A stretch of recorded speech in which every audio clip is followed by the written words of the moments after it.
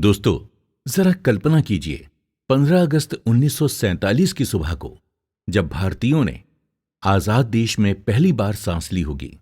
सालों तक जो सांस अंग्रेजी हुकूमत की बेड़ियों से बंधी थी, वो सांस अब आजाद थी। नमस्कार दोस्तों, मैं आशा करता हूं कि आप सभी बहुत अच्छे होंगे। आज से हम शेखर बंदोपाध्याय की लिखी from Plassey to partition and after की बुक समरी पर चर्चा करने जा रहे हैं। दोस्तों, ये बुक समरी ब्रिटिशर्स के भारत पर कब्जा करने से लेकर भारत के बंटवारे तक की कहानी को बताती है।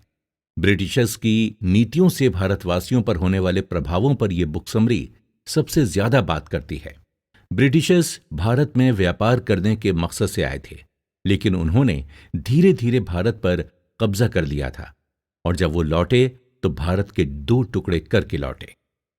क्या वजह रही होगी कि ब्रिटिशर्स भारत जैसे देश को कब्जाने में सफल हुए? क्या उनके आधुनिक हथियार?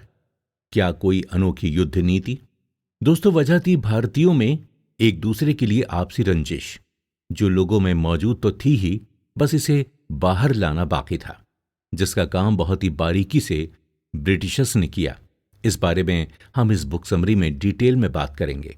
ब्रिटिशर्स के भारत पर कब्जा करने के बाद उनके द्वारा भारत का आर्थिक और भारतवासियों का शारीरिक और मानसिक शोषण शुरू हुआ। इसके चलते भारत ने ब्रिटिशर्स हुकूमत के समय पर कई अकाल झेले। साथ ही साथ उस समय पर भुखमरी से बहुत से परिवार इफेक्ट भी हुए। ब्रिटिशर्स की नीतियां बहुत बड़ा कारण बनी बहुत से हिंसक विद्रोह की, जिसके चलते बहुत से भारतवासियों ने अपनी जानें खोईं। इनमें सबसे बड़ा विद्रोह था 1857 का, जिसे बहुत से लोग भारत की आजादी की पहली लड़ाई भी मानते हैं। भारत को आजादी दिलाने में बहुत से लोगों ने अपना जीवन तक त्याग दिया। बाल गंगाधर तिलक, भगत सिंह, चंद्रशेखर आजाद, गांधी जी, सुभाष चंद्र बोस जैसे लीडर्स ने भारत को आजाद करने के लिए बहुत बलिदान दिए। बहुत से लीडर्स की सोच एक दूसरे से नहीं मिलती थी, लेकिन उन सब का मकसद एक ही था, भारत को अंग्रेजी हुकूमत से आजादी दिलाना। इसके लिए किसी ने बंदूकों का सहारा लिया, किसी ने सत्य और अहिंसा का, और किसी ने प्रदर्शन और नारों का। कोई इंडियन नेशनल कांग्रेस का हिस्सा बना तो कोई इंडियन नेशनल आर्मी का। ब्रिटिशर्स का भारत पर कब्जा, उनकी नीतियां, भारतवासियों का गुस्सा, आजादी की लड़ाई, पार्टीशन, और पार्टीशन के बाद भारत की आज तक की उपलब्धियों के बारे में इस बुक समरी में हम लोग बात करेंगे। ब्रिटिश साम्राज्य से पहले भारत में मुगल राज्य कर रहे थे। किस तरह मुगल साम्राज्य टूटा और कमजोर हुआ, इस बारे में हम पहले एपिसोड में बात करेंगे।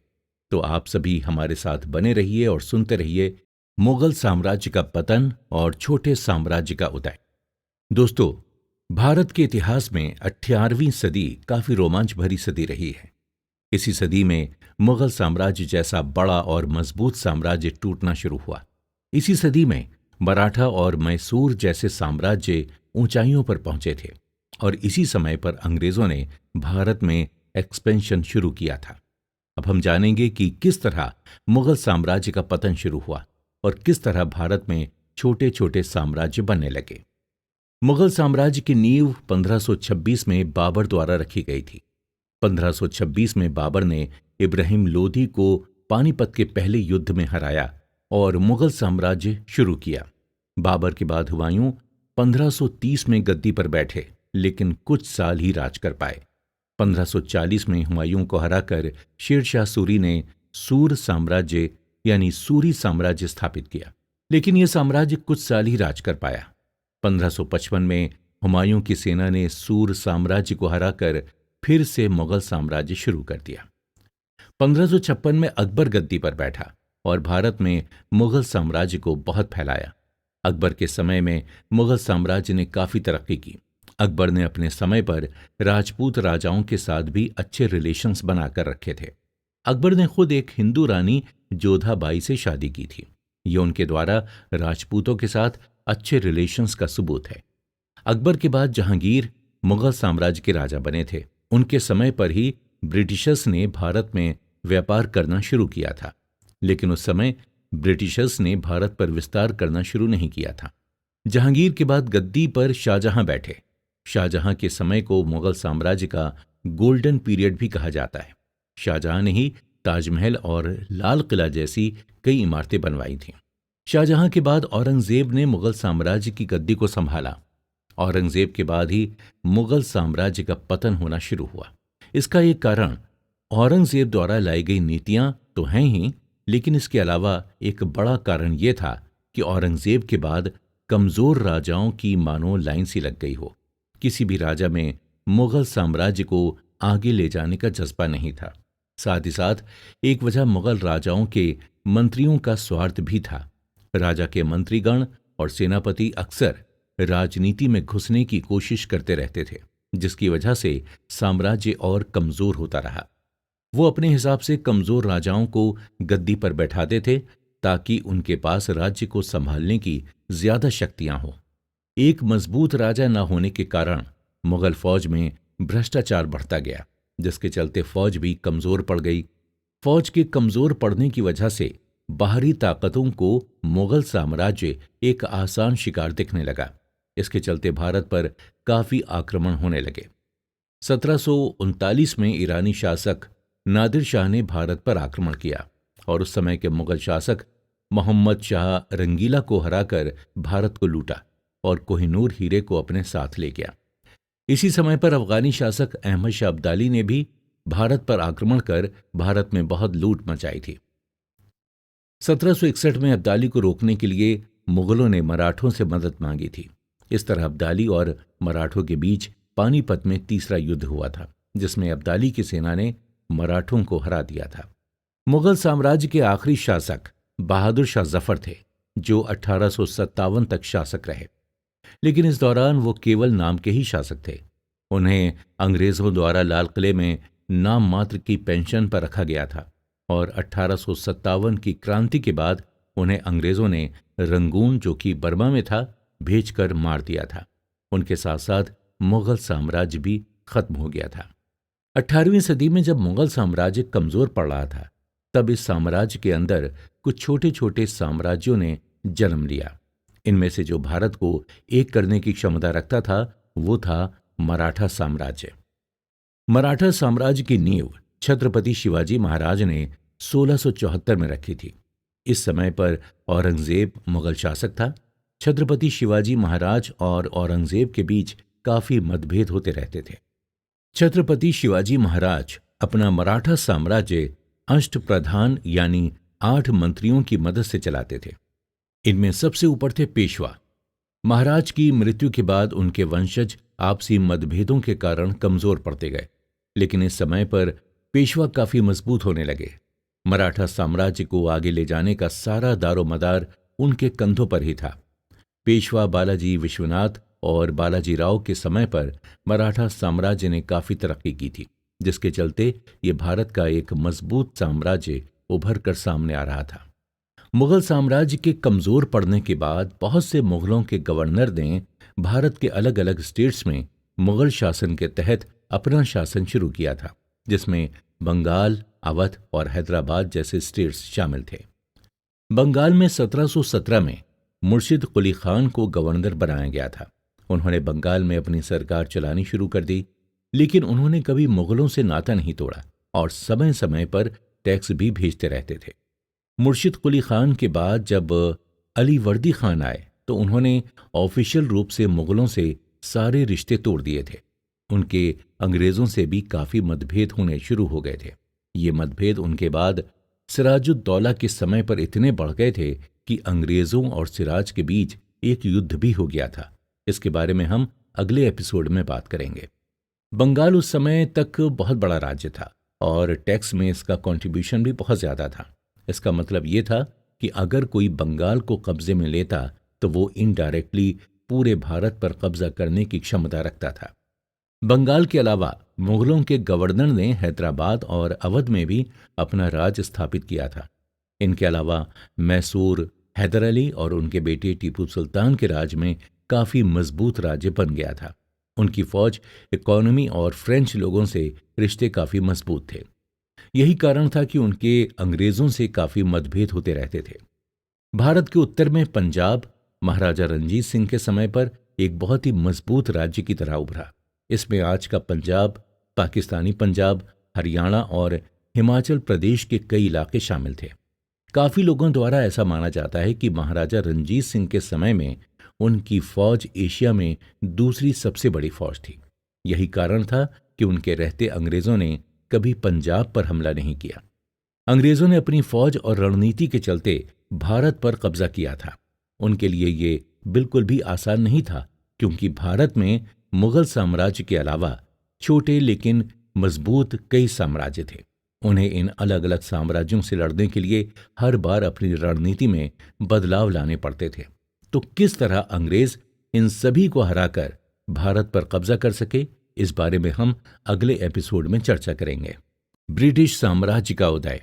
20वीं सदी में गांधी जी ने कहा था कि ब्रिटिशर्स ने भारत पर कब्जा नहीं किया था, बल्कि हमने यानी भारतीयों ने खुद ही भारत को ब्रिटिशर्स के हाथों में सौंप दिया था। नमस्कार दोस्तों, आप सुन रहे हैं शेखर बंदोपाध्याय की लिखी from Plassey to partition and after की बुक समरी। इस एपिसोड में हम जानेंगे कि किस तरह ब्रिटिशर्स भारत के अलग अलग साम्राज्यों को हराने और भारत पर कब्जा करने में कामयाब हुए थे। दोस्तों, ब्रिटिशर्स से पहले भारत में कई यूरोपियन आ चुके थे। आज हम जिस यूरोप को जानते हैं वो बहुत से मॉडर्न देशों से बना हुआ है, जिसमें लोगों का स्टैंडर्ड ऑफ लिविंग काफी मॉडर्न है। लेकिन 15वीं सदी के आसपास तक ऐसा नहीं था। यूरोप में बहुत से रिसोर्सेस की कमी थी। यही वजह थी कि यूरोपियंस ने अलग अलग देशों में जाना शुरू किया और उनके रिसोर्सेस को इस्तेमाल करके उनका फायदा उठाना शुरू किया। भारत में सबसे पहले समुद्री रास्ते से 1498 में वास्को डी गामा पहुंचा था। वास्को डी गामा भारत से सस्ते दामों पर मसाले पुर्तगाल ले गया और वहां पर तकरीबन 60% तक का मुनाफा कमाया था। इसके बाद बहुत से पुर्तगाली लोगों का भारत में आना जाना शुरू हो गया था। उनका मेन गोल भारत के साथ व्यापार करना था, लेकिन वो धीरे धीरे भारत पर कब्जा करने लग गए थे।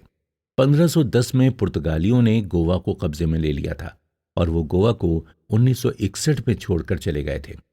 हम ये भी कह सकते हैं कि पुर्तगाली भारत में सबसे पहले आए थे और सबसे आखिर में भारत को छोड़कर चले गए। पुर्तगालियों के बाद डच, डेनिश, अंग्रेज और फ्रेंच आए थे। डच और डेनिश भारत में कुछ खास नहीं कर पाए थे, लेकिन अंग्रेज और फ्रेंच ने भारत के साथ व्यापार तो किया ही, लेकिन दोनों भारत पर कब्जा भी करना चाहते थे। इसके चलते अंग्रेजों और फ्रेंच अथॉरिटी के बीच काफी मतभेद होने लगे। फ्रेंच गवर्नर डुप्लेक्स के भारत आने के बाद तो ये मतभेद और ज्यादा बढ़ने लगे। डुप्लेक्स बहुत ही चालाकी से भारतीय राजाओं को एक दूसरे के खिलाफ भड़काकर कुछ इलाका हथिया लेता था। ये रणनीति बाद में अंग्रेजों ने भी इस्तेमाल की। फ्रेंच अथॉरिटीज का भारतीय राजनीति में दखल बढ़ता जा रहा था, जिसके चलते वो अंग्रेजों के व्यापार करने में रोड़ा बन रहे थे। इसके कारण फ्रेंच अथॉरिटीज और अंग्रेजों में मतभेद काफी बढ़ने लगे। इन्हीं मतभेदों की वजह से अंग्रेजों और फ्रेंच अथॉरिटी ने भारत में 1746 से 1763 के बीच 3 लड़ाइयां लड़ी थीं, जिनका रिजल्ट ये था कि अंग्रेजों ने फ्रेंच अथॉरिटीज को हराकर उनका भारत पर कब्जा करने का सपना तोड़ दिया था। अंग्रेजों ने भारत में व्यापार जहांगीर के समय में 1613 में शुरू किया था। इसके बाद उन्होंने भारत के अलग अलग स्टेट्स में अपने पोर्ट्स और फैक्ट्री बनानी शुरू कर दी थी। इसके बाद मुगल शासक औरंगजेब और फर्रुखसियर के समय में अंग्रेजों को बंगाल में व्यापार करने में काफी छूट मिलने लगी थी। इसकी वजह से भारत के व्यापारियों को काफी नुकसान उठाना पड़ता था। इसके चलते बंगाल के अलीवर्दी खान और अंग्रेजों के बीच काफी मतभेद होने लगे। अलीवर्दी खान के बाद सिराजुद्दौला बंगाल की गद्दी पर बैठे। वो भी अंग्रेजों को व्यापार में दी जाने वाली छूट से बिल्कुल भी खुश नहीं थे, जिसके चलते 1757 में सिराजुद्दौला और अंग्रेजों के बीच प्लासी में युद्ध हुआ, जिसमें अंग्रेजों ने सिराज के एक सेनापति मीर जाफर को अपनी ओर मिला लिया था। प्लासी के युद्ध के बाद ही अंग्रेजों का भारत में विस्तार शुरू हुआ था। इस युद्ध के बाद मीर जाफर को अंग्रेजों ने बंगाल का राजा बना दिया, लेकिन कुछ मतभेदों के कारण उसे हटाकर उसके बेटे मीर कासिम को राजा बनाया गया। मीर कासिम से भी नाखुश होकर अंग्रेजों ने फिर से मीर जाफर को गद्दी पर बैठाया। मीर कासिम इससे बिल्कुल भी खुश नहीं था, इसलिए उसने अवध के शुजाउद्दौला और मुगल शासक शाह आलम सेकंड के साथ मिलकर अंग्रेजों के खिलाफ युद्ध छेड़ दिया। ये युद्ध बक्सर में 1764 में लड़ा गया था और इस युद्ध में अंग्रेजों ने मीर कासिम की फौज को बुरी तरह से हरा दिया था। इसके बाद 1765 में इलाहाबाद में हुए समझौते के बाद अंग्रेजों को बंगाल, बिहार और ओडिशा में रेवेन्यू लेने का अधिकार मिल गया था। इस तरह अंग्रेजों ने बंगाल को फाइनेंशियल रूप से पूरी तरह कमजोर कर दिया था। उन्होंने अपनी मर्जी से अपने फायदे के लिए रेवेन्यू बढ़ा दिया था, जिसके चलते 1770 में बंगाल में अकाल पड़ गया और बहुत से लोग इफेक्ट हुए थे। साउथ में अंग्रेजों को मैसूर साम्राज्य ने कड़ी टक्कर दी थी। मैसूर साम्राज्य हैदर अली और टीपू सुल्तान के समय में काफी मजबूत साम्राज्य बन गया था। हैदर अली और टीपू सुल्तान के फ्रेंच अथॉरिटीज से अच्छे संबंधों के कारण उनके अंग्रेजों से काफी मतभेद होते रहते थे। अंग्रेजों और मैसूर साम्राज्य के बीच 4 युद्ध हुए थे, जिनमें हैदर अली और टीपू सुल्तान ने अंग्रेजों को काफी कड़ी टक्कर दी थी। उनके बीच पहले युद्ध में हैदर अली की सेना ने ब्रिटिशर्स को बुरी तरह से हराया था, लेकिन अंत में अंग्रेज उनको दबाने में कामयाब हो गए थे। अंग्रेजों ने हैदर अली को 1782 में और टीपू सुल्तान को 1799 में हराने के बाद मैसूर पर कब्जा कर लिया था। मुगलों के बाद भारत को एक एक करके इस पर राज करने की क्षमता सिर्फ मराठा साम्राज्य में ही थी। मराठा साम्राज्य 18वीं सदी में काफी मजबूत बन गया था, लेकिन 1761 के पानीपत के तीसरे युद्ध में अब्दाली से हारने के बाद ये कमजोर पड़ने लग गया था। साथ ही साथ मराठों में आपसी मतभेद भी शुरू होने लग गए थे। इसी का फायदा अंग्रेजों ने उठाया। अंग्रेजों ने मराठों के साथ केवल 3 युद्ध किए और इनमें मराठों को हराकर 1819 आते आते पूरे मराठा साम्राज्य पर भी कब्जा कर लिया था। उत्तर भारत में पंजाब में महाराजा रणजीत सिंह ने अंग्रेजों को कड़ी टक्कर दी थी। महाराजा रणजीत सिंह के रहते अंग्रेजों ने कभी पंजाब को हथियाने के बारे में नहीं सोचा।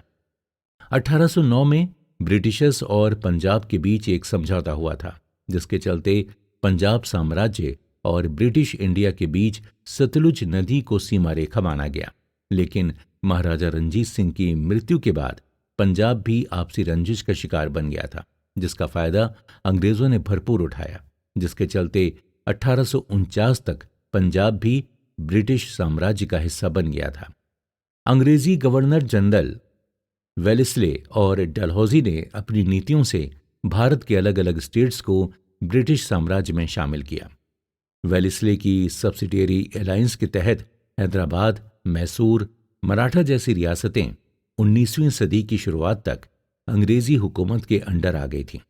इस नीति के तहत एक राजा अपनी सेना नहीं रख सकता था, उसकी जगह अंग्रेज अपनी सेना रखते थे और राजा के साम्राज्य को बाहरी ताकतों से बचाते थे, लेकिन राजा को ब्रिटिश सेना को पैसा देना होता था। एक राजा की सेना के खत्म होने के बाद वो उस राजा पर अपना साम्राज्य ब्रिटिश साम्राज्य में मिलाने के लिए दबाव डालते थे और इसमें वो कामयाब भी हो जाते थे, क्योंकि उस राजा के पास अंग्रेजों से लड़ने के लिए फौज नहीं होती थी। तो इस तरह अंग्रेजों ने गवर्नर जनरल वेल्सले की समय पर भारत के अलग अलग स्टेट्स को अपने साम्राज्य का हिस्सा बना लिया था। फिर डलहौजी की हड़प की नीति के अंडर बहुत से स्टेट्स जैसे सतारा, जयपुर, झांसी, अवध सीधे ब्रिटिश साम्राज्य का हिस्सा बना दिए गए थे। इस नीति के तहत अगर किसी राजा का बेटा नहीं होता था तो वो राज्य सीधा ब्रिटिश साम्राज्य का हिस्सा बन जाता था। ये नीति एक बहुत बड़ा कारण बनी 1857 की क्रांति का। इस बारे में हम आगे आने वाले एपिसोड्स में भी बात करेंगे। ब्रिटिश साम्राज्य 19वीं सदी तक आते आते बर्मा, अफगानिस्तान और सिंध के कई इलाकों तक फैल गया था। 1857 तक ब्रिटिश हुकूमत इंडियन सब कॉन्टिनेंट के करीब 65% इलाकों पर शासन करती थी। साथ ही साथ करीब 80% इलाका ब्रिटिश हुकूमत से किसी न किसी तरह से जुड़ा हुआ था। ईस्ट इंडिया कंपनी भारत में व्यापार के लिए आई थी। भारत के साथ व्यापार के चलते ब्रिटेन को काफी आर्थिक फायदा हुआ था। इसी आर्थिक फायदे ने ईस्ट इंडिया कंपनी के अंदर भारत पर कब्जा करने की इच्छा को जगाया। साथ ही साथ भारत के राजाओं और अलग अलग स्टेट्स के अंदर राजनीतिक मतभेदों ने ब्रिटिशर्स को भारत पर कब्जा करने का मौका दिया। भारत पर कब्जा करना ही काफी नहीं था, असली कहानी तो यहां से शुरू होती है। भारत पर कब्जा करने के बाद ब्रिटिशर्स भारत में अलग अलग नीतियां लेकर आए थे, जिनकी वजह से भारतवासियों को काफी कुछ सहना पड़ा था। तो दोस्तों, अगले एपिसोड में हम लोग ब्रिटिश हुकूमत की इन्हीं नीतियों और उनके भारतवासियों पर पड़ने इफेक्ट्स इफेक्ट्स की चर्चा करेंगे। दोगलापन। दोस्तों, आपने पैरासाइट के बारे में तो सुना ही होगा। पैरासाइट एक ऐसा जीव होता है जो दूसरे जीव के शरीर पर रहकर उसका फायदा उठाता है और उसे नुकसान पहुंचाता है। नमस्कार दोस्तों, मैं आशा करता हूं कि आप सभी बहुत अच्छे होंगे। आप सुन रहे हैं शेखर बंदोपाध्याय की लिखी from Plassey to partition and after की बुक समरी। इस एपिसोड में हम जानेंगे कि ब्रिटिशर्स ने किस तरह भारतवासियों के साथ रंग, जाति और धर्म के नाम पर भेदभाव किया और कैसे अपनी नीतियों से भारत में एक कमजोर माइंडसेट को जन्म दिया। अगर आप भारत में ब्रिटिशर्स के इतिहास को देखें तो उनका 200 साल से भी ज्यादा का समय कुछ पैरासाइट की तरह ही था। वो भारत में रहे, उन्होंने भारत के रिसोर्सेज को अपने फायदे के लिए इस्तेमाल किया और भारतवासियों का बहुत शोषण किया। जब वो भारत को पूरी तरह से खोखला करने में कामयाब हो गए, तब वो भारत को छोड़कर चले गए। उन्होंने भारत के दो टुकड़े किए, भारतवासियों में धार्मिक मतभेदों को जन्म दिया, आर्थिक रूप से कमजोर किया और भारतवासियों को एक छोटी सोच रखने को मजबूर किया। ब्रिटेन ने भारत पर कब्जा करने से पहले अमेरिका, अफ्रीका समेत काफी देशों को अपना गुलाम बना लिया था। इन देशों में भी वो आम लोगों का हर तरह से शोषण करते थे और उनके रिसोर्सेज को अपने फायदे के लिए इस्तेमाल करते थे। इसके चलते अंग्रेजों का ये मानना था कि वो इन देशों में मौजूद पिछड़े लोगों को मॉडर्न सोसाइटी की तरफ ले जा रहे थे। भारत में भी उनका यही मानना था। वो भारतवासियों को पिछड़ी सभ्यता का मानते थे और इसी कारण वो अलग अलग जरियों, अलग अलग तरीकों से भारतवासियों का शोषण करते थे। भारत पर शासन करना ब्रिटिशर्स के लिए आसान नहीं था। भारत में अलग अलग धर्मों और समुदायों के लोग मौजूद थे, जिनमें हिंदू और मुस्लिम लोग काफी ज्यादा मात्रा में थे। यही कारण था कि भारत में काफी बार अंग्रेजों को अपने लॉज और कानून में समय समय पर बदलाव लाने पड़ते थे। शुरुआत में अंग्रेज भारतीय शासक की तरह ही काम करते थे। भारतीय सभ्यता को और अच्छे से समझने के लिए बहुत से ब्रिटिश लोगों ने भारतीय सभ्यता को और उनके इतिहास को पढ़ा। सर विलियम जोन्स की अध्यक्षता में बनी एशियाटिक सोसाइटी ऑफ बंगाल इसी लक्ष्य के साथ बनी थी। भारत की आने वाली पीढ़ी कहीं अपने इतिहास और देश विदेश में होने वाली आज़ादी और लोकतंत्र की बातों से अपने अधिकारों की मांग ना करें, इसलिए ब्रिटिशर्स द्वारा भारतवासियों की शिक्षा पर कोई खास काम नहीं किया गया था। इसका एक सबूत था फोर्ट विलियम कॉलेज, जिसने भारतवासियों को अपने इतिहास से दूर रखने का काम किया था। इसके पीछे अंग्रेजों का यह मकसद था कि भारत की आने वाली पीढ़ी को कमजोर किया जाए। भारतवासियों से सच छुपाकर आर्यन के आक्रमण की थ्योरी को भारत में बहुत पॉपुलर किया गया था। इस थ्योरी को फैलाने के लिए बहुत से लिखित सबूतों को नजरअंदाज किया गया था और हमें एक झूठ परोसा गया था। वो इस थ्योरी के माध्यम से भारतवासियों को ये बताना चाहते थे कि वो यूरोपियंस से हर बात में नीचे हैं। यूरोपियंस ने ही उनका पहले उद्धार किया था और अभी भी यूरोपियंस ही उनका उद्धार करेंगे। इसके पीछे उनका मकसद भारतवासियों में एक पिछड़ी हुई मानसिकता को जन्म देना था और दुर्भाग्य की बात यह है कि इसे हासिल करने में वो कामयाब हुए। कुछ ब्रिटिशर्स का यह भी मानना था कि भारतीयों को कभी भी अंग्रेजों जैसा सभ्य नहीं बनाया जा सकता। फिर भी अंग्रेज ये चाहते थे कि भारत में ईसाई धर्म का विस्तार हो। ये ब्रिटिश हुकूमत में मौजूद भारतीयों के प्रति दोहरी मानसिकता को दिखाता है। ब्रिटिशर्स की ये दोहरी मानसिकता 1947 तक बहुत बार देखने को मिलती है। एक तरफ वो यूरोप में समान अधिकारों की बात करते थे, तो वहीं दूसरी तरफ भारत में जाति और रंग के आधार पर भेदभाव करते थे। पहले और दूसरे विश्व युद्ध में वो लोकतंत्र को बचाने के लिए लड़े थे, लेकिन दूसरी ओर वो भारतवासियों को लोकतंत्र और बेसिक अधिकारों से दूर रखते थे। भारतीय लोगों को अपनी फौज में शामिल कर विश्व युद्ध में लड़वाते थे, और उन्हीं सैनिकों को कभी अफसर रैंक तक नहीं पहुंचने देते थे। भारतीय सैनिकों को उनकी जाति और धर्म के नाम पर अक्सर भेदभाव का सामना करना पड़ता था और फिर इन्हीं भारतीय सैनिकों की मदद से इंडियन सब कॉन्टिनेंट के अलग अलग स्टेट्स को कब्जाते थे। यही भेदभाव ब्रिटिश हुकूमत द्वारा पुलिस के जवानों के साथ भी किया जाता था। पढ़े लिखे भारतीयों को पुलिस की नौकरी तो मिल जाती थी, लेकिन फिर भी वो यूरोपियन अफसर के हाथ के नीचे ही काम करते थे। इन्हीं भारतीय पुलिस और फौज के जवानों से ब्रिटिश हुकूमत भारत में होने वाले सभी दंगों, स्ट्राइक्स और हड़तालों को रोकती थी। भारतवासियों द्वारा किए जाने वाली हड़तालों को भारतीय सैनिक ही रोकते थे। इस तरह से ब्रिटिशर्स ने भारतीयों को एक दूसरे के खिलाफ भड़काया था। ये भेदभाव इंडियन सिविल सर्विस के एग्जाम को लेकर भी होता था। भारत से निकलने वाले सिविल सर्वेंट्स हमेशा ब्रिटिशर्स से एक पायदान नीचे ही रहते थे। साथ ही साथ ये एग्जाम पहले सिर्फ इंग्लैंड में ही होता था, फिर हमारे राष्ट्रवादी नेताओं के स्ट्रगल के चलते 1919 के बाद ये एग्जाम भारत में भी होने लगा। ब्रिटिशर्स की शिक्षा नीति और भेदभाव ने भारतीयों के मन और दिमाग पर गहरा असर डाला था। मानसिक रूप से भारतीयों को सालों तक गुलामी की बेड़ियों में बांधे रखा गया था। ब्रिटिशर्स की आर्थिक नीतियों से ब्रिटेन का तो काफी फायदा हुआ, लेकिन भारत को पूरी तरह से खाली कर दिया। जो आर्थिक मदद ब्रिटिश व्यापार को मिलती रही, वही अगर भारत के लोगों पर खर्च होती तो आज इतिहास कुछ और ही होता। ब्रिटिशर्स की नीतियों के चलते भारत में खेती, शिक्षा, हैंडीक्राफ्ट्स, स्वास्थ्य सेवा समेत बहुत सी इंडस्ट्रीज का पतन होने लगा था। ब्रिटिशर्स के द्वारा किए जाने वाले आर्थिक भेदभावों को पहली बार दादा भाई नारोजी ने सबके सामने लाया था। उनके बाद ही लोगों ने इस पर बात करनी शुरू की।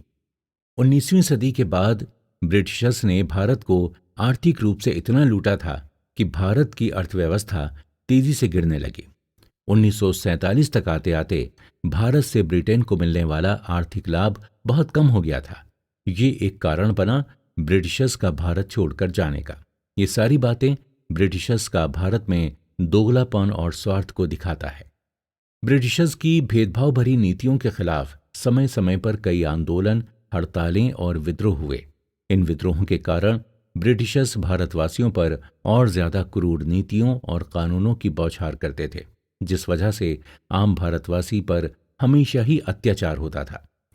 तो दोस्तों, इन सभी के बारे में हम अगले एपिसोड में चर्चा करेंगे। शिक्षा, संस्कृति और क्रांति। दोस्तों, जब आम लोगों को समान अधिकार नहीं मिलते, जब उनके साथ किसी भी तरह का भेदभाव होता है या उनके धार्मिक विश्वास को तोड़ा जाता है, तब वो आम आदमी विद्रोह का रास्ता चुनता है। आप सुन रहे हैं शेखर बंदोपाध्याय की लिखी from Plassey to partition and after की बुक समरी, और इस एपिसोड में हम ब्रिटिश नीतियों और उनके खिलाफ हुए विद्रोह की चर्चा करेंगे। साथ ही साथ हम 1857 की क्रांति के कुछ पहलुओं की भी चर्चा करेंगे। ब्रिटिशर्स पहले भारत में शासन भारतीय संस्कृति और परंपरा को ध्यान में रखकर ही करते थे। इसका एक उदाहरण था ब्रिटिशर्स द्वारा चलाया जाने वाला न्याय सिस्टम, जो पहले ब्रिटिशर्स हिंदुओं और मुसलमानों के धार्मिक कानूनों के तहत ही चलाते थे। फिर वो धीरे धीरे इसमें बदलाव करने लगे। धीरे धीरे उन्होंने भारतीय संस्कृति में दखल देना शुरू कर दिया था। भारतीय संस्कृति को अंग्रेजों द्वारा तोड़ा मरोड़ा गया था। भारत की स्वदेशी शिक्षा माध्यम से बदलाव करना और अंग्रेजी शिक्षा को प्रायोरिटी देना उनका भारतीय संस्कृति को कुचलने का एक जरिया बन गया था। अंग्रेजी शिक्षा को बढ़ावा देने के कारण एक ऐसी पीढ़ी का जन्म देना था जो ब्रिटिश अफसर के हाथ के नीचे काम कर सके और उनकी आज्ञा का पालन कर सके। अंग्रेजी शिक्षा से वो भारतीयों को अपनी संस्कृति से दूर रखना चाहते थे और इससे भारत में ईसाई धर्म के प्रचार में उनको आसानी होती। वो भारत में एक ऐसी युवा पीढ़ी को जन्म देना चाहते थे जो नाम, पहचान और रंग में भारतीय होती और सोच, विचार और नैतिकता में ब्रिटिश। अंग्रेजों की इस नीति का काफी विरोध हुआ, लेकिन फिर भी भारत में अंग्रेजी शिक्षा को कभी खत्म नहीं किया गया। ब्रिटिशर्स अपने लक्ष्य को प्राप्त करने में कामयाब तो हुए, लेकिन ना चाहते हुए भी उन्होंने एक ऐसी इंटेलिजेंट पीढ़ी को जन्म दे दिया था जो अंग्रेजी शिक्षा से मॉडर्न तो बने ही, लेकिन कभी अपनी भारतीय संस्कृति को नहीं भूले। इन्हीं लोगों ने फिर भारत में बहुत से सामाजिक और सांस्कृतिक बदलाव लेकर आए। इनमें राजा राम मोहन राय, ईश्वर चंद्र विद्यासागर, एम.जी. रानाडे जैसी महान हस्तियां शामिल हैं। राजा राम मोहन राय ने महिलाओं के अधिकारों के लिए काफी काम किया था। उनके ही प्रयासों के चलते 1829 में उस समय के गवर्नर जनरल विलियम बेंटिक द्वारा भारत में सती प्रथा को खत्म किया गया था। उनके द्वारा स्थापित ब्रह्मो समाज ने भारतवासियों को वेदांता और उपनिषद की राह पर चलना सिखाया था। राजा राम मोहन राय से इंस्पायर होकर आत्मा राम पंडुरंग ने प्रार्थना समाज की स्थापना की थी, जिसे एम.जी. रानाडे जैसे लीडर्स आगे लेकर गए। ईश्वर चंद्र विद्यासागर ने अपना जीवन महिलाओं के अधिकारों के लिए न्यौछावर कर दिया था। वो सारी उम्र महिलाओं के अधिकारों के लिए लड़ते रहे। उनकी जीत तब हुई जब भारत में 1856 में विडो रीमैरिज एक्ट पास हुआ था। इस समय भारत में काफी सामाजिक अभियानों की शुरुआत हो रही थी, जैसे स्वामी विवेकानंद जी का परमहंस मिशन, स्वामी दयानंद सरस्वती जी का आर्य समाज एक्सेट्रा। इनका मकसद भारतवासियों में अपनी संस्कृति को जिंदा रखना था। एक तरफ जहां भारत में सामाजिक और धार्मिक अभियान चल रहे थे, वहीं दूसरी ओर एक आम किसान ब्रिटिश हुकूमत की नीतियों तले दब रहा था। ब्रिटिशर्स द्वारा भूमि सुधार, बंदोबस्त सिस्टम और हाई रेवेन्यू डिमांड के चलते किसानों की हालत बहुत खराब होती चली जा रही थी। इसके चलते बहुत से किसानों ने ब्रिटिशर्स, उनकी नीतियों और जमींदारों के खिलाफ कई विद्रोह और हड़तालें शुरू की थी। साथ ही साथ आदिवासी इलाके में अंग्रेजों के घुसने से खुश ना होकर बहुत से आदिवासियों ने भी उनके खिलाफ विद्रोह किए थे। बहुत बार ये विद्रोह एक हिंसक रूप ले लेते थे, जिसके चलते ब्रिटिशर्स भी इनका जवाब हिंसा से ही देते थे। ये विद्रोह किसान और आदिवासी अपने हक के लिए और ब्रिटिश नीतियों का विरोध करने के लिए करते थे। ब्रिटिश नीतियां और ब्रिटिशर्स का भारतीयों के प्रति एक भेदभाव भरा रवैया एक बहुत बड़ा कारण बना 1857 के विद्रोह का। 1857 के विद्रोह के काफी कारण थे। भारतीय संस्कृति में दखल, भारतीय फौजियों के साथ भेदभाव और ब्रिटिश नीतियां जैसे हड़प की नीति एक बहुत बड़ा कारण बनी 1857 के विद्रोह की। भारतीय फौजी के साथ फौज में अक्सर सैलरी, पेंशन, प्रमोशन को लेकर भेदभाव होता रहता था। इसके चलते फौज का एक बड़ा हिस्सा ब्रिटिश हुकूमत से बिल्कुल भी खुश नहीं था। 1857 के विद्रोह के लिए आग में घी का काम किया नई इनफील्ड राइफल्स ने। इन राइफल्स में गाय और सुअर की चर्बी यूज करने की अफवाह फौज में तेजी से फैल गई थी, जिस वजह से कुछ भारतीय फौजियों ने इन राइफल्स को इस्तेमाल करने से मना कर दिया था। इसी के चलते मंगल पांडे ने अपने अफसर पर गोली चला दी। ये ब्रिटिश हुकूमत के खिलाफ एक बड़ी क्रांति की शुरुआत थी। मंगल पांडे काफी समय तक ब्रिटिशर्स की नाक में दम करते रहे, लेकिन आम लोगों और उनके फौज के साथियों से उन्हें कोई सपोर्ट नहीं मिल पाया, जिस वजह से उन्हें ब्रिटिशर्स द्वारा पकड़ लिया गया और फांसी पर चढ़ाया गया। लेकिन ब्रिटिश हुकूमत को कहाँ पता था कि मंगल पांडे के द्वारा लगाई गई ये आग उनके लिए एक बुरे सपने जैसी साबित होगी। लेकिन अब विद्रोह की आग फौज की काफी रेजिमेंट्स में फैल गई थी। 10 मई 1857 को मेरठ में तैनात फौज ने अपने अंग्रेजी अफसरों पर हमला कर दिया और वो दिल्ली की तरफ रवाना हो गए। दिल्ली में उनके द्वारा बहादुर शाह जफर को भारत का असली राजा घोषित किया गया था। इस तरह 1857 की क्रांति की शुरुआत हुई थी। देखते ही देखते ये क्रांति भारत के अलग अलग स्टेट्स में जा पहुंची। इनमें झांसी, बरेली, बिहार, लखनऊ, कानपुर जैसे प्रांत शामिल थे। इन प्रांतों की फौज को इनके राजाओं और रानियों ने लीड किया था। इनमें रानी लक्ष्मीबाई, नाना साहिब, तात्या टोपे, हजरत महल जैसे लोग शामिल थे। साथ ही साथ इन प्रांतों के कई किसानों ने भी इस क्रांति में जमकर भाग लिया था। लेकिन ये विद्रोह पूरे देश में नहीं फैला था। दक्षिण भारत और पंजाब जैसे प्रांत इस विद्रोह से बिल्कुल दूर रहे थे। कुछ प्रांतों ने तो ब्रिटिशर्स को इस विद्रोह को दबाने में मदद भी की थी। इनमें हैदराबाद, ग्वालियर और पंजाब जैसे बड़े प्रांत शामिल थे। एक मजबूत राजा और एक मजबूत लक्ष्य न होने के कारण ये विद्रोह बटा रहा। इसी का फायदा ब्रिटिश सेना ने भरपूर उठाया और इस विद्रोह को दबाने में कामयाब रहे। ब्रिटिशर्स ने इस विद्रोह का नेतृत्व कर रहे अलग अलग लोगों को मार दिया था। बहादुर शाह जफर, जिन्हें इस विद्रोह के दौरान भारत का राजा घोषित कर दिया गया था, उन्हें अंग्रेजों ने रंगून में ले जाकर मार दिया था। ये विद्रोह नाकामयाब हुआ, लेकिन इस विद्रोह ने बहुत से बदलाव लेकर आया। पहला और सबसे बड़ा बदलाव ये था कि ईस्ट इंडिया कंपनी से अब एडमिनिस्ट्रेटिव राइट्स ले लिए गए थे और भारत सीधा ब्रिटिश क्राउन यानी ब्रिटिश सरकार के अधीन आ गया था। इसके अलावा ये विद्रोह आज़ादी के बाद भी भारतवासियों के लिए एक प्रेरक कहानी की तरह बना रहा। इस विद्रोह से हमें रानी लक्ष्मीबाई जैसे हीरो मिले, जो आज भी भारतवासियों को प्रेरित करती हैं। ह्यूज रोज, जिनके कंधों पर झांसी में विद्रोह को रोकने का जिम्मा था, उन्होंने रानी लक्ष्मीबाई के बारे में कहा था कि उन्होंने रानी लक्ष्मीबाई की तरह योद्धा दुनिया में कहीं नहीं देखा था। अगर रानी लक्ष्मीबाई जैसे लोग 1857 की क्रांति में थोड़े ज्यादा होते तो ब्रिटिशर्स इस लड़ाई में जरूर हार जाते। बहरहाल इसी क्रांति के बाद भारतवासियों में एकता की भावना पैदा हुई। इसी क्रांति के बाद भारत को एक यूनाइटेड कंट्री बनाने का विचार आया। इसी विचार को आधार बनाकर भारत के बुद्धिजीवियों ने अलग अलग संस्थाओं की स्थापना की। शुरुआती दौर में इन संस्थाओं का मकसद भारत की आज़ादी नहीं था, साथ ही साथ ये संस्थाएं अलग अलग प्रांतों में बटी हुई थीं। इसी कारण इन संस्थाओं के बाद जन्म हुआ इंडियन नेशनल कांग्रेस का, जिसने भारत की आज़ादी की लड़ाई में अहम भूमिका निभाई थी। तो दोस्तों, आगे चलकर हम इन्हीं संस्थाओं की चर्चा करेंगे। राष्ट्रवाद या षड्यंत्र। दोस्तों, एक संस्था या एसोसिएशन का मकसद समान विचारधारा वाले लोगों को साथ लाकर सबका विकास करना होता है। लेकिन जरा सोचिए कि अगर एक संस्था में समान विचारधारा वाले लोग ना हो तो क्या होगा। आप सुन रहे हैं शेखर बंदोपाध्याय की लिखी from Plassey to partition and after की book summary.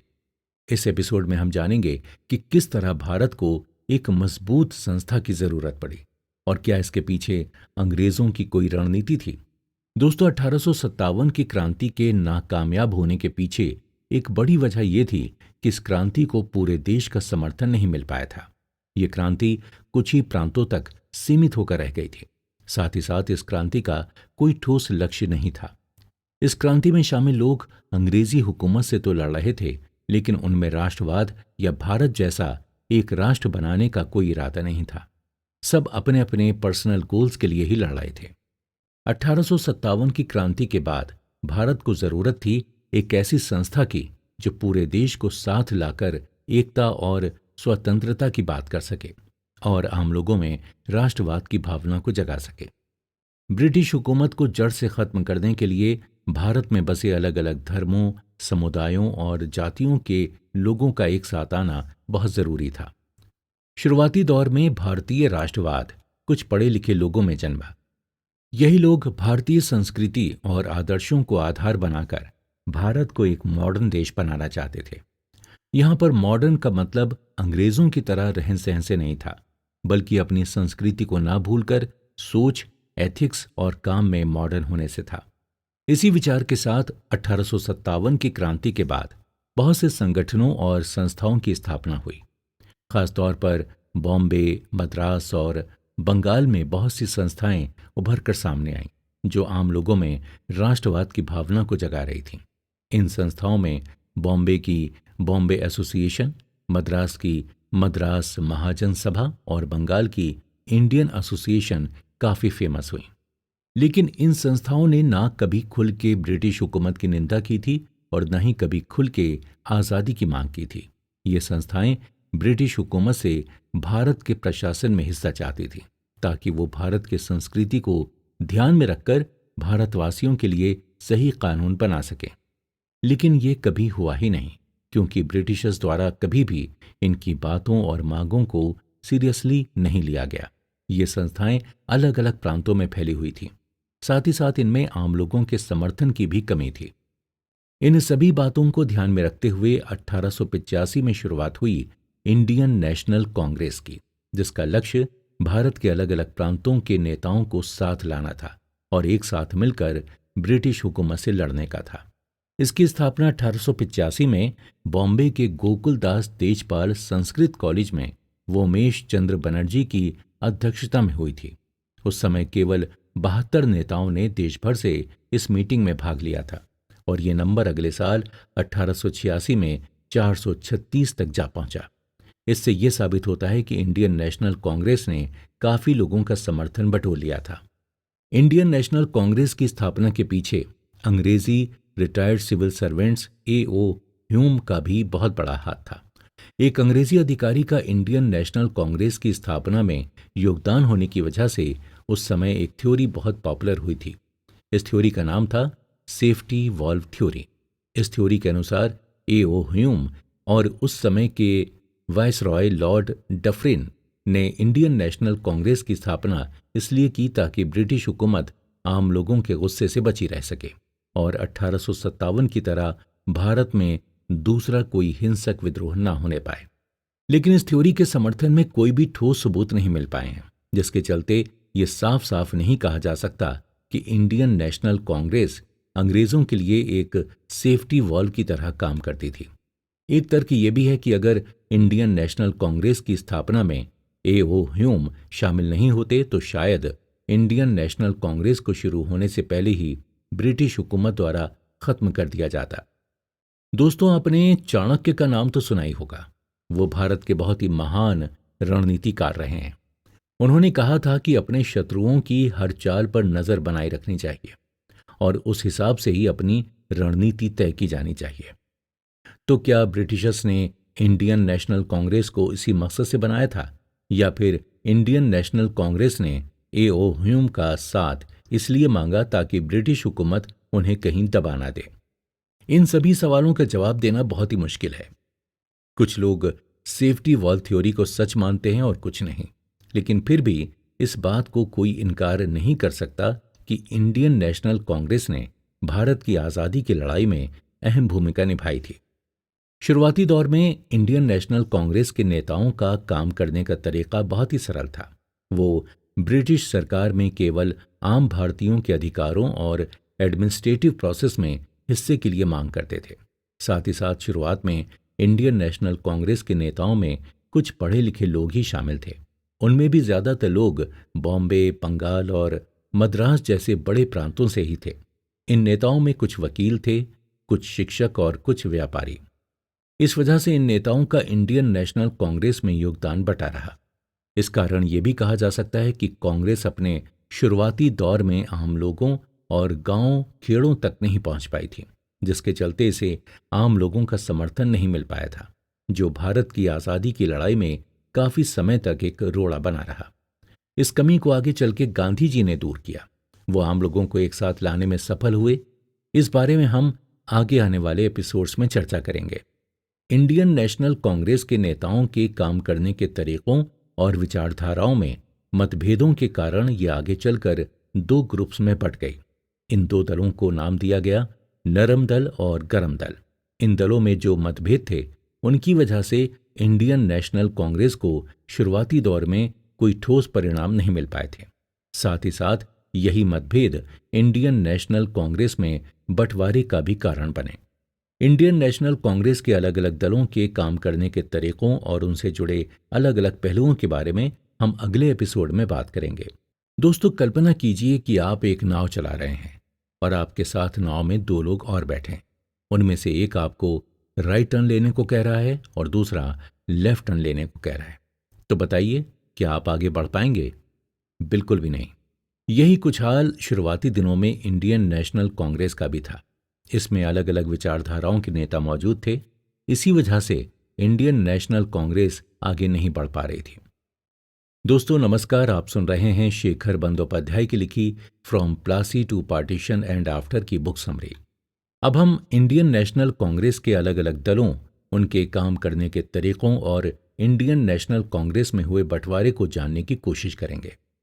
Indian national Congress के गठन के बाद शुरुआती कई सालों तक इंडियन नेशनल कांग्रेस के अंदर नर्म दल के नेताओं का बोलबाला था। इन्हें नर्म दल इनके काम करने के तरीकों के कारण कहा जाता था। इनके काम करने का तरीका प्रार्थना और पिटीशन का था। ये नेता प्रार्थना और पिटीशन के जरिए अपनी मांगों को ब्रिटिश हुकूमत के सामने रखते थे। ब्रिटिशर्स अक्सर उनकी मांगों को नजरअंदाज कर देते थे। इन नेताओं ने ब्रिटिश हुकूमत से लिमिटेड सेल्फ गवर्नमेंट की मांग की थी, जो 1892 में इंडियन काउंसिल एक्ट में कुछ रेस्ट्रिक्शंस के साथ पास हुई थी। 1892 में दादा भाई नारोजी, जो कि नर्म दल के एक नेता थे, वो पहले भारतीय बने जिन्होंने इंग्लैंड में इलेक्शन जीता और ब्रिटिश पार्लियामेंट का हिस्सा बने। ये नर्म दल के नेताओं के लिए एक बहुत बड़ा अचीवमेंट था। इसके अलावा फौज पर किए जाने वाले खर्च में कटौती, नमक पर लगाए जाने वाले टैक्स में कटौती, सिविल सर्विसेज परीक्षा में बदलाव, हाई रेवेन्यू डिमांड में कटौती जैसी दूसरी मांगें नरम दल के नेताओं ने ब्रिटिशर्स के सामने रखी थीं, लेकिन सभी को ब्रिटिशर्स ने एक एक करके खारिज कर दिया था। इसी समय नर्म दल के नेताओं ने ब्रिटिशर्स द्वारा भारत पर आर्थिक दबाव को लेकर बहुत बात की। नर्म दल के नेता दादा भाई नारोजी ने पहली बार अपनी किताब poverty and un British rule in India में ब्रिटिशर्स द्वारा भारत को आर्थिक रूप से कमजोर करने के बारे में बात की गई थी, जिसे उन्होंने नाम दिया ड्रेन ऑफ वेल्थ थ्योरी। इनके अलावा M.G. रानाडे, R.C. दत्ता जैसे नेताओं ने भी अपने अपने कामों के जरिए ब्रिटिशर्स की आर्थिक नीतियों की कड़ी आलोचना की थी।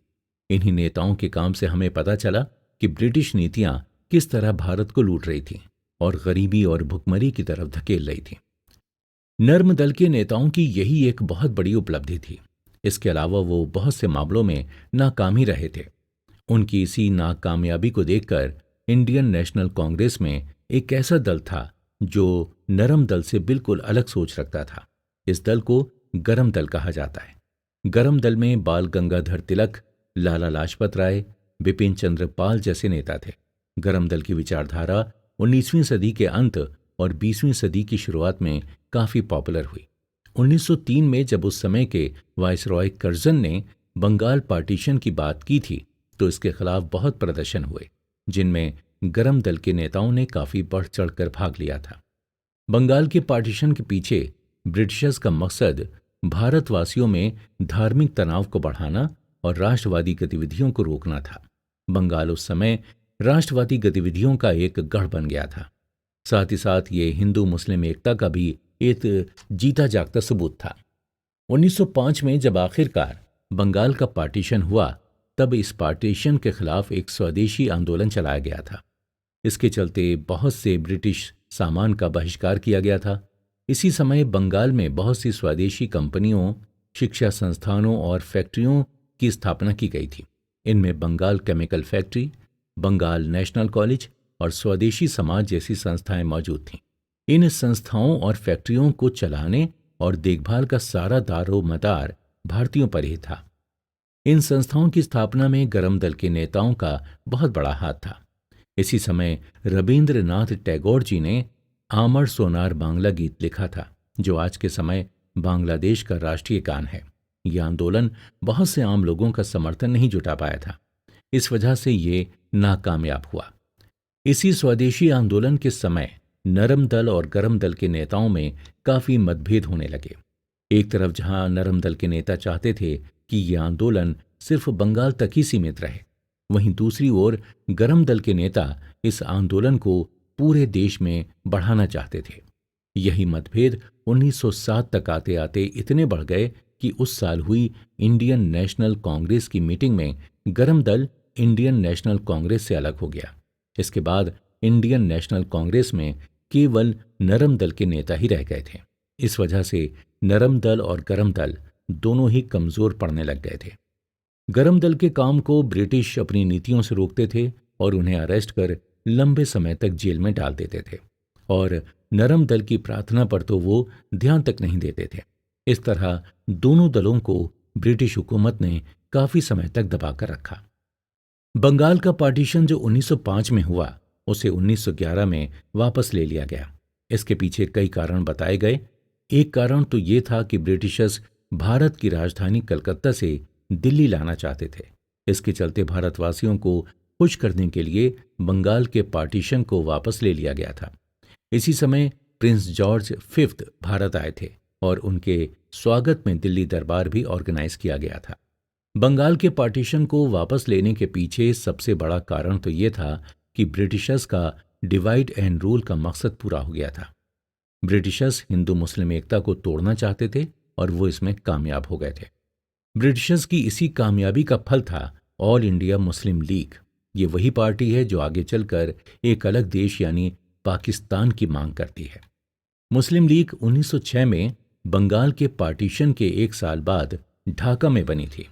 इसके बनने के पीछे आगा खान, नवाब सलीमुल्लाह और नवाब मोहसिनुल मुल्क का बहुत बड़ा हाथ था। इस पार्टी ने 1909 में सेपरेट इलेक्टोरेट की मांग की और ब्रिटिश सरकार ने इनकी मांग बहुत आसानी से मान भी ली थी। सेपरेट इलेक्टोरेट का मतलब था कि इलेक्शन में मुस्लिम्स के लिए कुछ सीटें रिजर्व रहेंगी और मुस्लिम नेताओं को वोट डालने का अधिकार सिर्फ मुस्लिम जनता को ही होगा। इसके चलते मुस्लिम लीग और इंडियन नेशनल कांग्रेस के बीच काफी मतभेद होने लगे। इंडियन नेशनल कांग्रेस में मुस्लिम नेताओं की कमी पहले से ही थी और मुस्लिम लीग के बनने के बाद तो ये संख्या और भी गिरना शुरू हो गई थी। इंडियन नेशनल कांग्रेस और मुस्लिम लीग के रिश्तों में कुछ समय के लिए सुधार आया। 1917 में जब लखनऊ में इंडियन नेशनल कांग्रेस का सेशन हुआ था, इस सेशन में दोनों पार्टी साथ आईं और दोनों ने आज़ादी की लड़ाई साथ लड़ने का फैसला लिया। साथ ही साथ इसी सेशन के बाद इंडियन नेशनल कांग्रेस के नरम दल और गरम दल फिर से एक साथ आकर काम करने लगे। ये वो समय था जब इंडियन नेशनल कांग्रेस और मुस्लिम लीग दोनों ब्रिटिश हुकूमत के खिलाफ लड़ने में कमजोर थीं। इसलिए इस समय क्रांतिकारी गतिविधियां भी बढ़नी शुरू हो गई थीं। अनुशीलन समिति, युगांतर ग्रुप, गदर पार्टी जैसे संगठन क्रांतिकारी गतिविधियों में शामिल थे। इनके काम करने के तरीकों में हिंसक गतिविधियां जैसे डकैती, बम और बंदूकों का इस्तेमाल शामिल था। इन संस्थाओं के अलावा कुछ ट्राइबल इलाकों में भी हिंसक गतिविधियां बढ़ रही थीं। इन्हीं गतिविधियों को रोकने के लिए 1919 में ब्रिटिश रॉलेट एक्ट लेकर आया गया, जिसके बाद गांधी जी ने इंडियन नेशनल कांग्रेस, मुस्लिम लीग और आम जनता सभी को साथ लाकर नॉन कॉपरेशन मूवमेंट की शुरुआत की थी।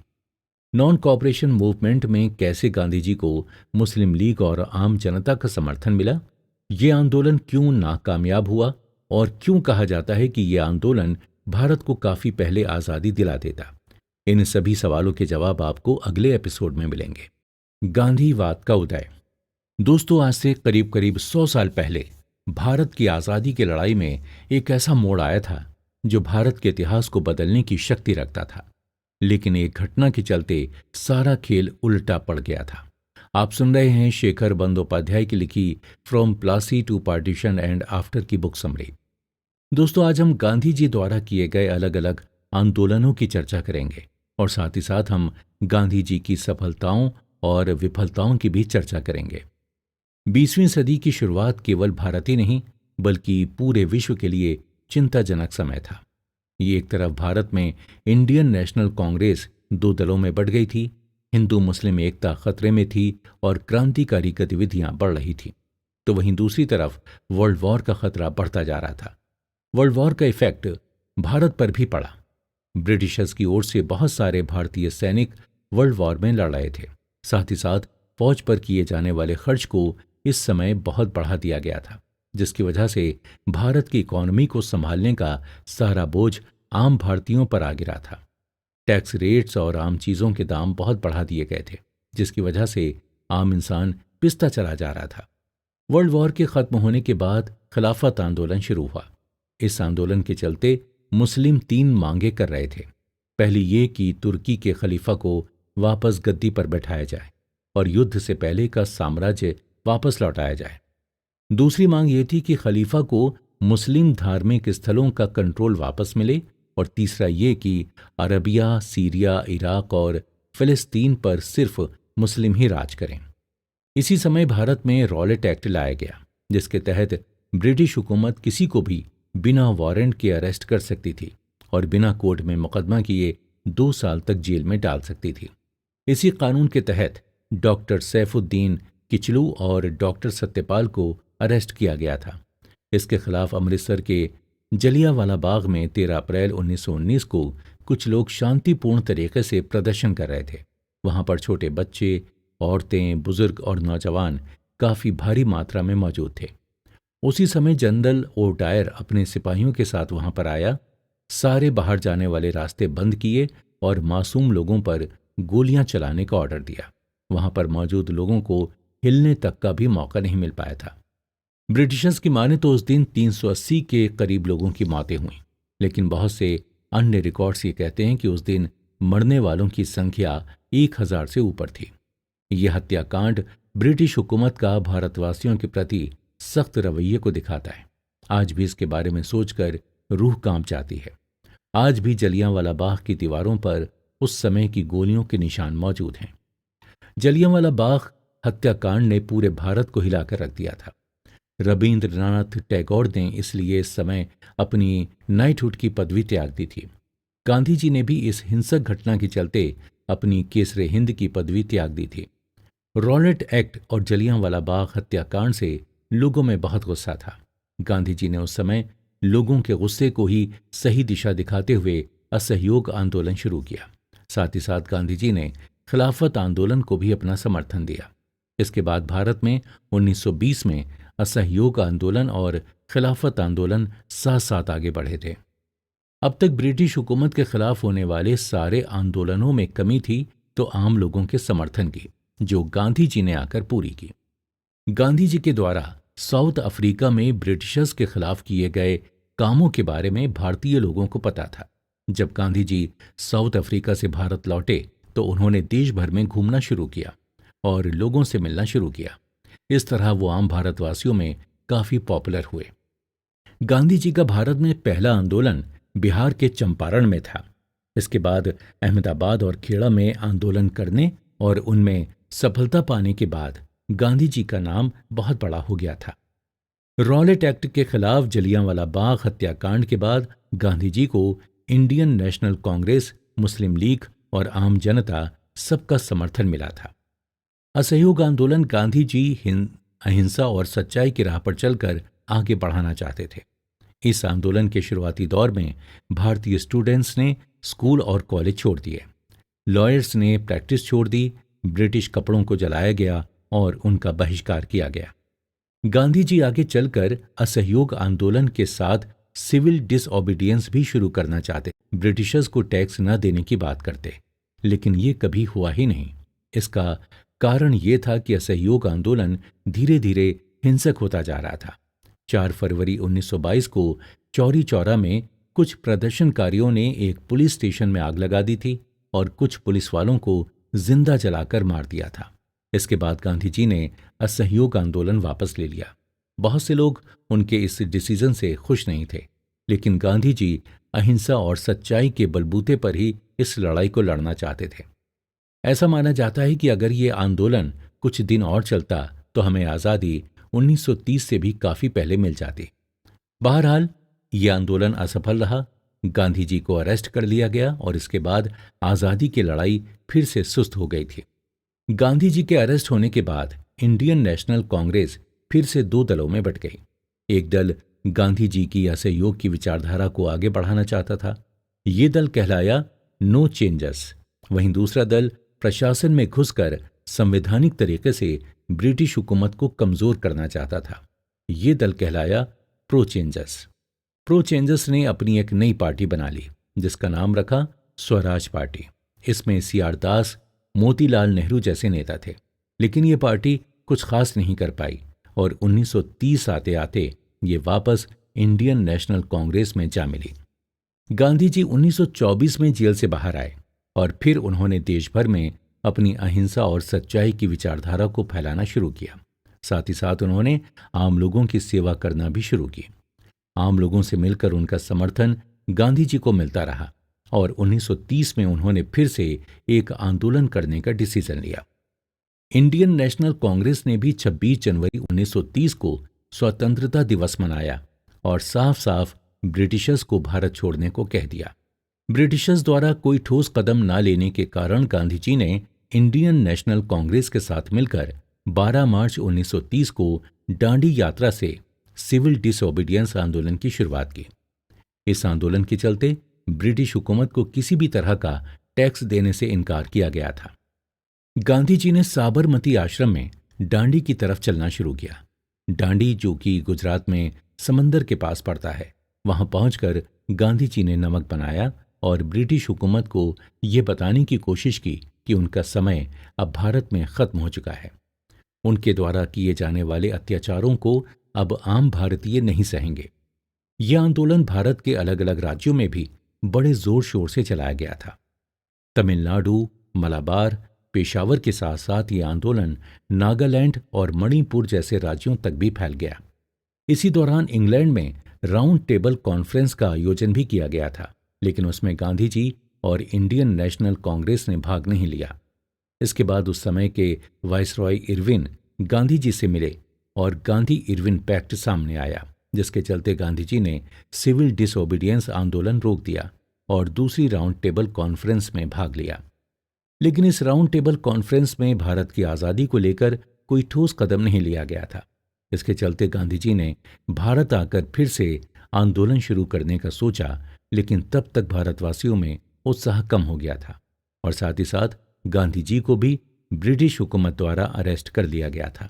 इसलिए यह आंदोलन भी असफल रहा। हालांकि इसका फायदा यह हुआ कि इंडियन नेशनल कांग्रेस देश भर में पॉपुलर हो गई और 1937 के इलेक्शंस में भारी मतों से जीत भी गई, जिसके चलते उन्हें कुछ हद तक सरकार का हिस्सा बनने का मौका मिला। गांधी जी द्वारा किए जाने वाले आंदोलन असफल रहे, लेकिन वो आम लोगों में विश्वास जगाने और उनका समर्थन पाने में सफल रहे। वो भारत की आज़ादी की लड़ाई में आम लोगों को शामिल करने में भी सफल रहे थे, जिसमें इंडियन नेशनल कांग्रेस के पहले के नेता नाकामयाब रहे थे। वहीं दूसरी ओर एक बहुत बड़ा तमका गांधी जी के काम करने के तरीकों और उनकी विचारधारा से बिल्कुल भी खुश नहीं था। भारत में उस समय अलग अलग विचारधाराएं पनप रही थीं। कुछ विचारधाराएं गांधी जी की विचारधारा से मेल खाती थीं और कुछ नहीं। गांधी जी जहां अहिंसा की बात करते थे, वहीं दूसरी ओर एक तबका ऐसा भी था जो हिंसा की राह पर चलकर भारत से ब्रिटिश हुकूमत को हटाना चाहता था। भारत में भले ही उस समय अलग अलग विचारधाराएं हों, लेकिन सबका उद्देश्य एक ही था, भारत को ब्रिटिश हुकूमत से आज़ाद करवाना। आगे हम इन्हीं हिंसक गतिविधियों और उनसे जुड़े कुछ क्रांतिकारियों के बारे में जानेंगे, तो आप बने रहिए हमारे साथ और सुनते रहिए